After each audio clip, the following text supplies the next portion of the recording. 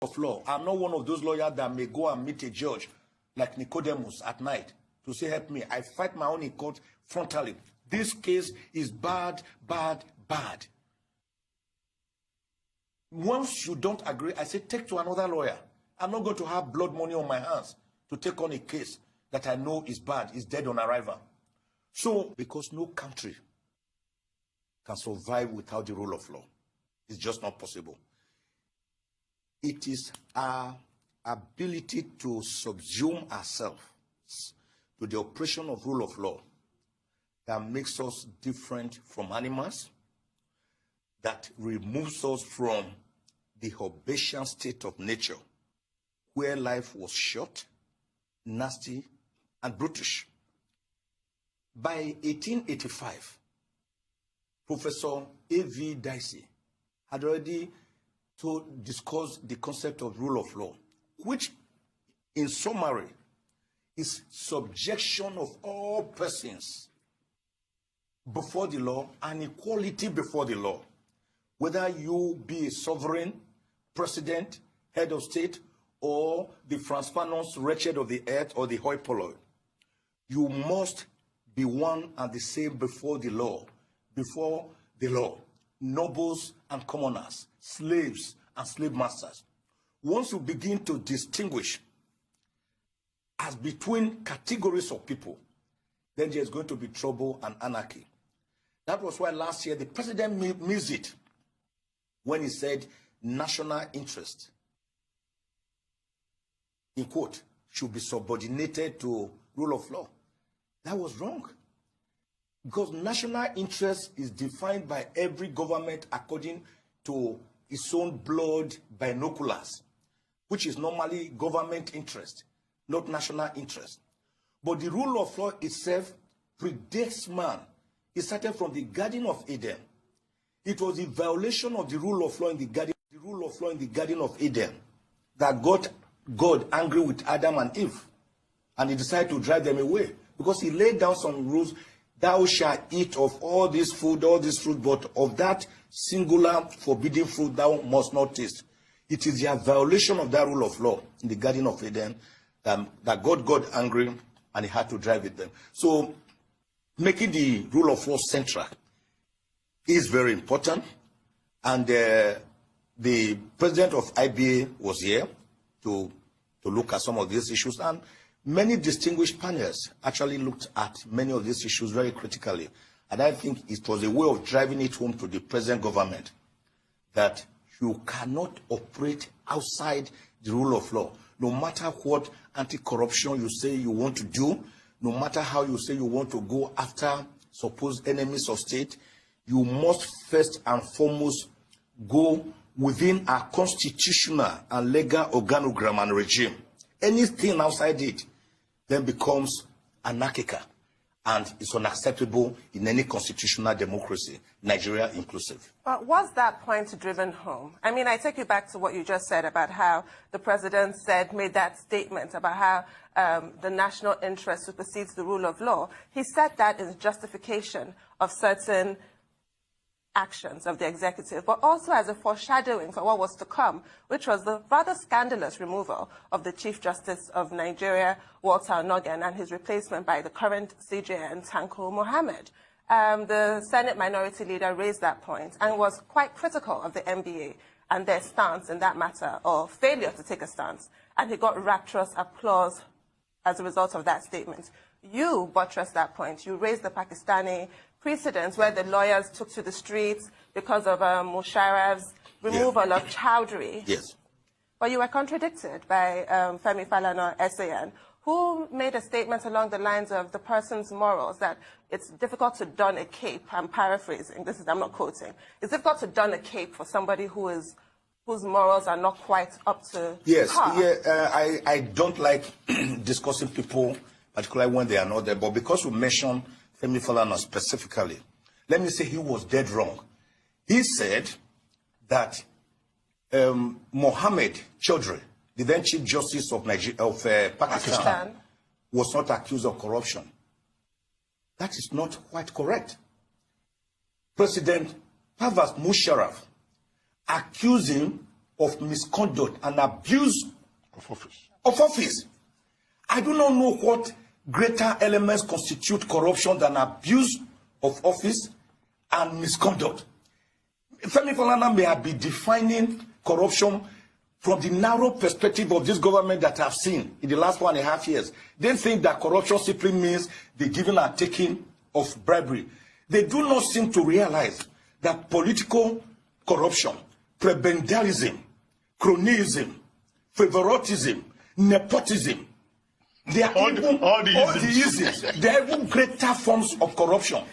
Now, on the 9th of March, 2007, Pakistani lawyers poured on the streets when the then president, Pervez Musharraf, removed the then Chief Justice of Pakistan, Mohammed Chaudhry, accusing him of gross misconduct and other criminal acts. And the lawyer said, no, you cannot do that without first subjecting him to a proper trial. And they poured onto the streets. For months and months, they literally shut down Pakistan. In fact, they had to force the government and the judiciary to bring back the Chief Justice. Even if you say Onoge was corrupt, which till this moment as I'm talking to you, no court of law has tried Onoge to find him guilty of any crime. Even the Code of Conduct Tribunal, they removed him preemptorily with an ex parte order. Even when the proceedings were still going on and his jurisdiction had been tried, the Court of Appeal, in the case of Justice Onoge versus the CCT and others, actually held that the Code of Conduct Tribunal was wrong to have ordered Onoge to be removed. So even as we speak, Onoge has never been tried nor convicted of any offense. They forced him out. All they wanted was to force him out of office. And that they have successfully done. Otherwise, why would the Court of Appeal wait for nearly 3 months before delivering judgment in such a simple matter that they could have delivered judgment from the following? By the time they delivered judgment, almost 3 months later, it was too late. But what are our chances? So my argument is that even if Onoge were accused of corruption, what we are saying is that you must allow him to pass through the due process of law before you can remove him. And the Constitution is clear. Sections 153, 158, 291, 292.3, Pass A and B, Section 21 of the 3rd Schedule, they are all clear that before you can remove a judicial officer, you must subject him to trial by the National Judicial Council.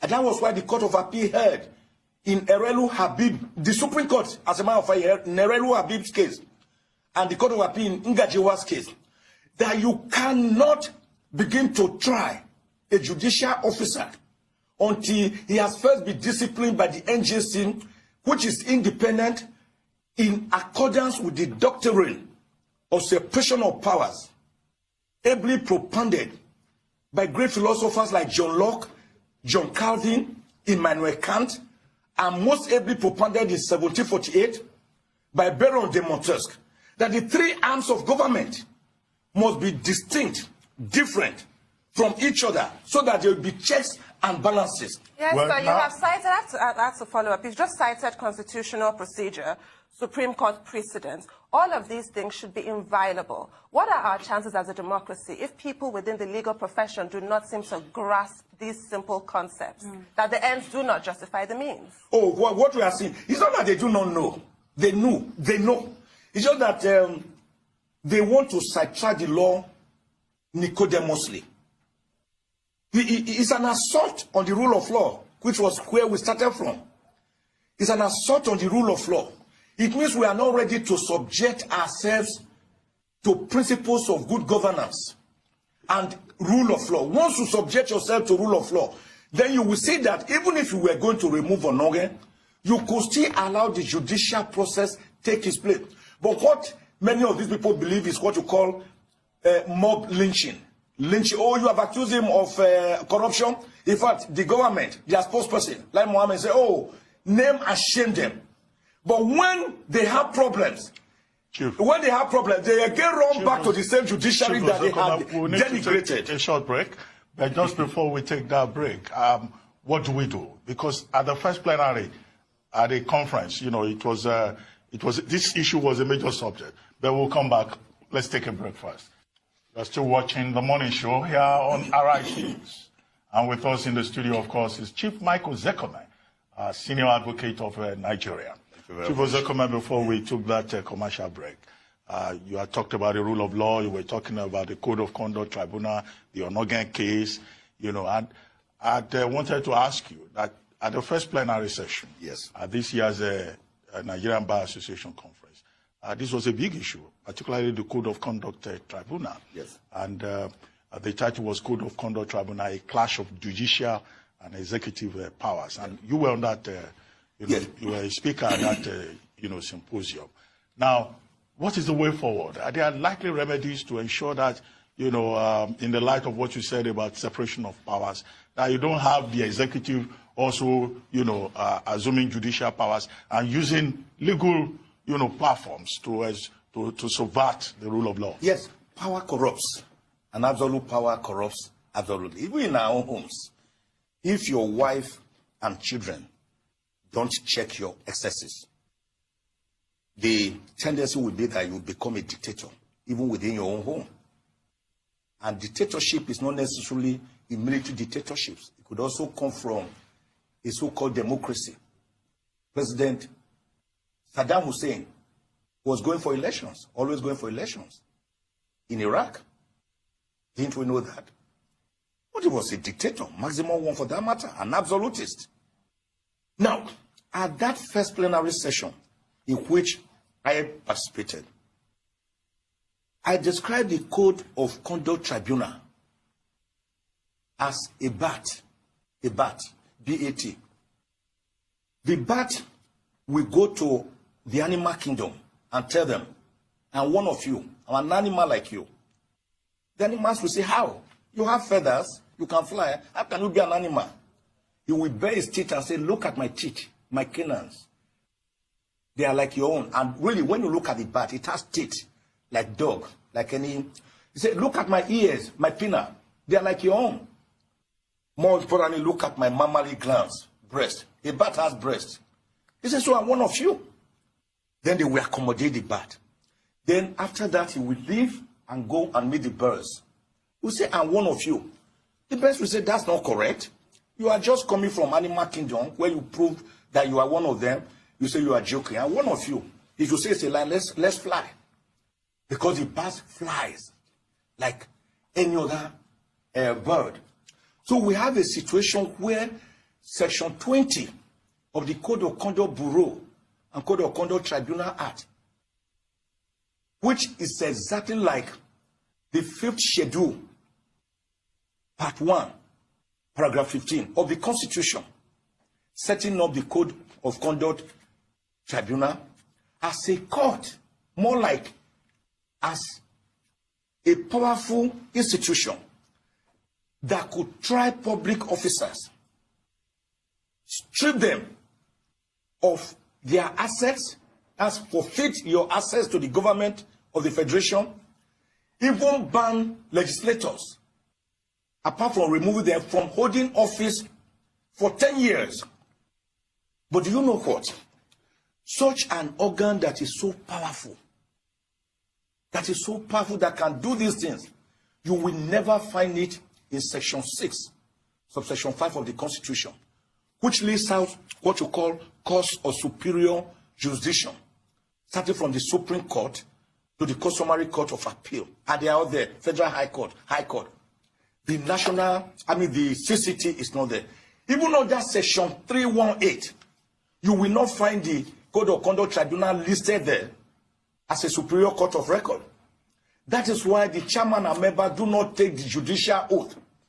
So they are automatically an appendage of the executive, the presidency, who can recommend their removal subject to 2/3 majority vote of the Senate. In other words, the Code of Conduct Tribunal, which performs serious judicial functions, is not subject to the internal control mechanism of the National Judicial Council, NJC, which controls all other courts in accordance with the sections of the Constitution that I had earlier mentioned. You must look at Section 153, you must look at 158, you must look at 291, you must look at 292, you must look at Parts A and B of to the 3rd Schedule, Section 21. And you will find that it is the National Judicial Council that ought to have control over this Code of Conduct Tribunal. Some people have referred to say, oh, after all, the Code of Conduct says their appointment is like that of judicial officers. They were merely saying the law was just merely provided that a member should either be a retired judicial officer or a person that is at par with a judicial officer. That does not make the members judicial officer. That was why in May 2015, the former Chief Justice of Nigeria, Justice Mahmood, wrote to the chairman of the CCT to say, don't refer or allow yourself to be referred to as justice. They are not justices. So you refer to them as honorables. So they are not, therefore, cause of superior record. And in fact, in the latest case of John Noga that we are talking about, the two of them, two cases similar, the Court of Appeal was insistent that, look, including Saraki's case, which incidentally was decided by Justice Onogan. He said, although you have quasi-criminal jurisdiction, you can do all these things, but you remain an inferior tribunal. No matter how we garnish you, how we dress you in borrowed robes, no matter how you engage in narcissism, in chest beating, in grandstanding, you remain an inferior tribunal. You are never a court of superior jurisdiction. What we therefore need is a serious constitutional amendment, because number one, the Code of Conduct Tribunal Bureau and Code of Conduct Tribunal Act having exactly the same constitutional provisions in part 15 of the Constitution. You do not do that. You do not make similar provisions. Part 5, sorry. You do not, 5th schedule. You do not make similar provisions in an act which replicate provisions in a constitution. It is against what we call the doctrine of covering the field. So for you to remove the powers of the tribunal, CCT, for example, you must have to amend that constitutional provision in accordance with Section 9 of the Constitution, which tells us how you can amend the Constitution. Therefore, there is the need very urgently to amend the Constitution to say, look, we have discovered that you have enormous powers. We will now subject you to judicial control so as to prevent anarchy by making you a superior court of record, which for now it is not.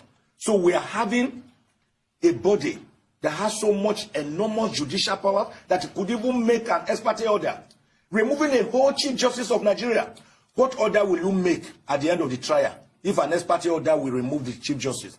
So it is because of that lack of internal control mechanism that made the CCT to go on rampage. And it has to be trammeled. It has to be controlled.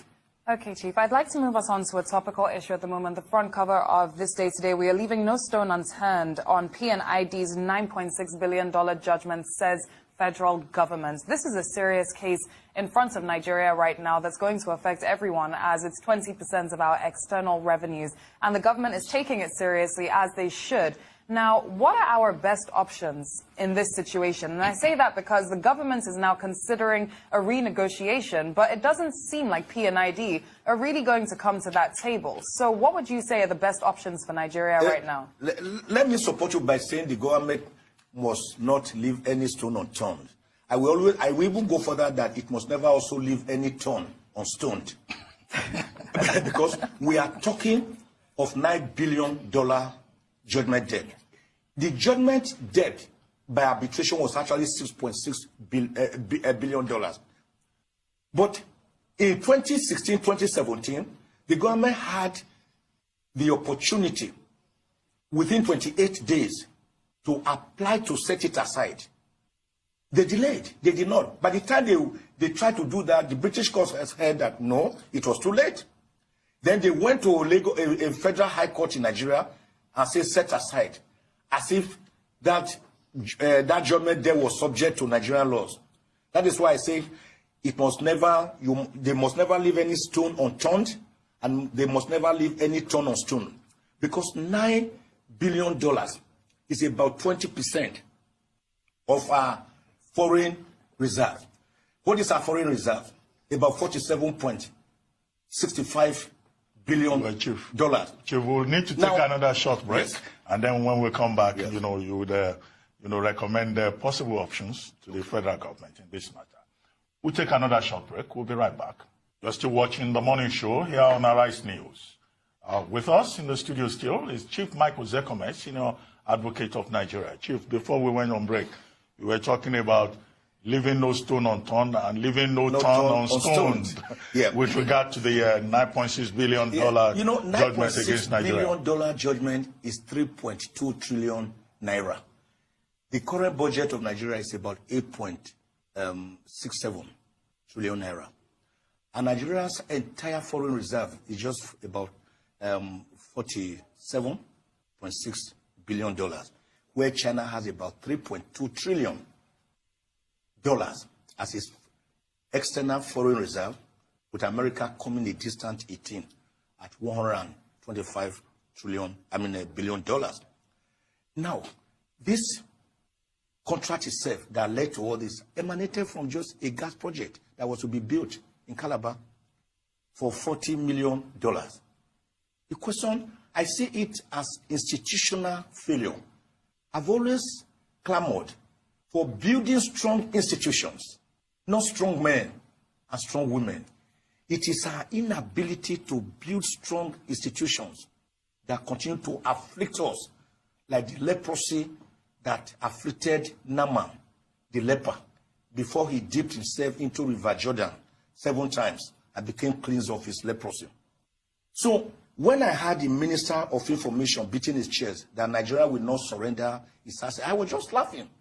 These people are not going to say, Nigeria, good morning, sir. We want you to surrender your assets. No. There are ways. We call it writ of fieri facial, writ of execution. You begin to attach Nigerian property in the 126 countries that belong to the American Convention, in the entire European countries for as long as Britain is a member of the European countries. The only NMPC access, the only access a judgment debt like that is not allowed to touch is if it has to do with the sovereignty of a country. Let's say, for example, the Nigerian house in London, or things where you process your visa and all that. You cannot touch it. But any other access they see, they can go after that. So what Nigeria need to do, I do not know the lawyers they used before, who they are using. They must quickly go to court. First, quickly file a stay of execution, which is a way of saying, don't carry out this. Then they must quickly file an action to set aside the judgment itself if it is not too late. By saying, for example, there was an inherent fundamental error that affected the jurisdiction of the arbitral tribunal, or that the award itself was excessive. But these are very tall orders. That is why a third option may be, hello, you have won this case. We agree we were negligent. Can we negotiate? We don't have this $9 billion to pay you. Can you take X amount? $100 million? Can you take $10 million? Can you take $1 billion? But to wish it away offhandedly, as the Minister of Information tried to do, is an aberration. British courts, European courts are not like Nigerian courts, where orders are treated with disdain and utmost levity. And the court will make an order, and the government will say, we are not obeying that order because we believe that there is a national interest that is high, higher than a court order. Even after both the government and those people had already argued that matter before the court. That is rule of law. You must obey court orders. If you don't obey court orders, there is anarchy, there is chaos. People will carry machetes and cudgels to fight each other because there will be no court there which at the end of the day protects the common man and common woman. That is why justice is blindfolded. That woman carrying the sword and the scales. The sword to hack down injustice, the scales to balance justice between whether the weakest or the strongest. Blindfolded against blaring sirens of power, against authority, against mightiness. So Nigeria should not take this matter lie low, otherwise our fumbling economy will just crumble. It will not be depression.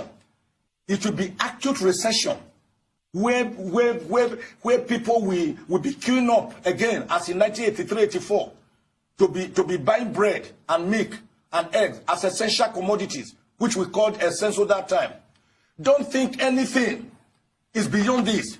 Hypocrites. The father of medicine once told us, desperate diseases require desperate remedies. This is a time the federal government should rise up and approach this matter with the desperateness or the desperation it requires. Let's talk about something else that came up at this year's MBA conference, which was the presentation of the 130-page report covering 6 continents that was presented by the IBA president, which is bullying and harassment in the legal profession.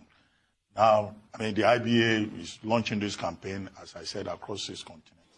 And you have been at the Nigerian bar for a very long time. What has been the experience in Nigeria with regard to bullying and sexual harassment in the legal profession? Do we also have lawyers who are rapists, and who need to be identified and named and shamed? And I would not even say it's only within the legal profession. Bullying and harassment is actually within the entire society, not just in America or in Europe or in China or in Indonesia, but also in Nigeria. Sexual harassment. Sexual harassment can come in different ways. It could be through rape, outright rape, where you have to prove what you call res in rem, that there was penetration. That is why cases of rape are always very difficult to prove. You have to get a witness. I don't know who will witness a person being raped, and to say that there was a res in rem, there was penetration. There has to be medical evidence. But beyond that rape, which is physical, there's sexual harassment in terms of being tormented mentally, psychologically. When banks, these multinational banks, these so-called banks that declare hundreds of billions every year, or billions of naira as profit and as dividends, when you send a young lady who had just finished university to go out there and you give the young lady a target that we want you to raise 500 million naira for the bank in a year, what are you telling the lady to go and do? How are you going to raise 500 million naira? Many of them come crying to me. I say, in fact, I asked one of them, why don't you go to court? He said, if I go to court, sir, they will even sack me. I said, you can go to court and say, expecting you to raise about 250 million naira in an economy that is prostrate is another way of saying go and commit crime. Go to people to make love to you, to be able to give you this money. That is sexual harassment. A lot of it is from the banks. A lot of it is in the ministries. Federal government parastatals. Before you get promotion, which you are entitled to, before you get posted, maybe your husband is somewhere, and you say, hello, my husband is in Abuja. Can you let me still continue to stay with my husband in Abuja? Why are you posting me to Karana Muda, or to Jibia Magama, or to Agene Bude, or to Korek Mene? You say, well, it's quid pro quo, something for something. You know what I mean? You know what I mean? The language is understood. That is sexual harassment. That is bullying. Such people, such cases should be exposed, whether it's within the legal profession, the banking profession, within the government, within the security agencies, What of IDPs? Or in churches? In churches? By pastors? Pastors? Yep. What of IDPs? What of IDPs where security people have been shown to go after this unfortunate, helpless and helpless Nigerians who have become most vulnerable just because they want to eat? Then you first have carnal knowledge of them. Such people should be brought to book. They should be tried within the judicial process and sentenced accordingly and jailed. I do not believe in mob lynch. I'm not one of those people who believe that, oh, because you have accused a person of a crime, you must quickly kill him without giving him a fair hearing. Even God himself gave Adam and Eve a fair hearing in the Garden of Eden. He had already seen them committed the offense, being omnipotent, omniscient. And he still asked him, Adam, why are you eating of this forbidden food? He said, well, the lady, in fact, he had a defense. He pushed it to God. The woman thou created for me, plucked it for me, give it to me, and I eat it. That was his defense. Then he asked him, but why did you do that? It was after hearing from them that God said, I find you guilty. Punishment. Then he started outlining the punishment. So one person who believes that the Nigerian criminal justice system is accusatorial. It is Anglo-Saxon based. It means that your innocence is presumed. It has been encapsulated in Section 36 of the Constitution. No one shall be convicted until a crime has been proved against him. It is not the French model, which is inquisitorial, where your guilt is presumed and then you are told to prove your innocence.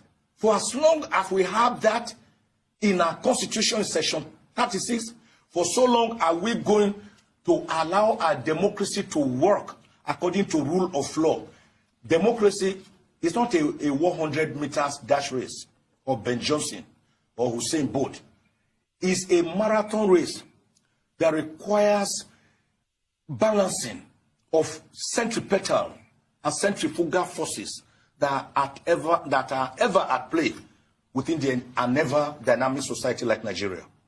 But let me ask you about the CJN's comments during the NBA conference where he said he actually warned lawyers to desist from filing frivolous appeals at the Court of Appeal and Supreme Court and said that they would be punished if they do not desist from this practice. What are your thoughts on that? And also want to take your thoughts on Festus Keyamo when he was screened by the Senate. And he said that it's scandalous that Nigeria has only one Supreme Court and proposed the idea that we should have 6 Supreme Courts whose duties are limited to constitutional or political and electoral matters only. Your thoughts? Yes, I believe that it is wrong for a lawyer, knowing that certain matters have been settled by judicial precedent, what we call stare decisis. This is how it was. It was like that. It is today, so it shall be. Then a client comes to you. Instead of being frank with the client, when clients come to me and I look at their cases, I tell them straight away, you don't have a good case here. They say, is there no way you can do it? Can't you? I say, well, I'm 38 years at the bar right now, by July 10. I don't know how to do it other than go through the normal process of a court of law. I'm not one of those lawyers that may go and meet a judge like Nicodemus at night to say, help me. I fight my own in court frontally. This case is bad, bad, bad. Once you don't agree, I say, take to another lawyer. I'm not going to have blood money on my hands to take on a case that I know is bad, is dead on arrival.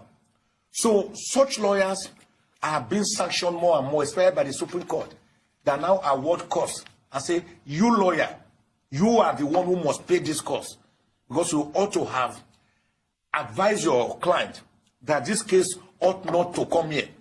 So frivolous appeals should be discouraged. And that is why the Administration of Criminal Justice Act has now said there are no interlocutory appeals. If you have one, wait until the final decision before you bring it up so as not to stultify justice. Justice delayed. Justice denied. Just as justice hurried is actually, as a matter of fact, also more dangerous than even justice delayed. So we're running out of time. Now, when you talk about this onboarding of Supreme Court, you mentioned the Festus Keyamo. Like I said, I do not mention people in my talk, except when you mention a person specifically. He was wrong, dead wrong. The American Supreme Court is only one.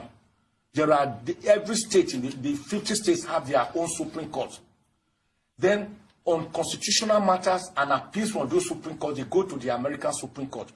You cannot unbundle Supreme Court of Nigeria, which is one and monolithic, and then you begin to have 6 different Supreme Courts in 6 geopolitical zones. We are going to have an anarchical situation where somebody will run to Supreme Court in Northwest because he believes that that one will favor it, and that one will run to the Supreme Court in South-South. Thank you very much. So, just a moment, finally, one statement.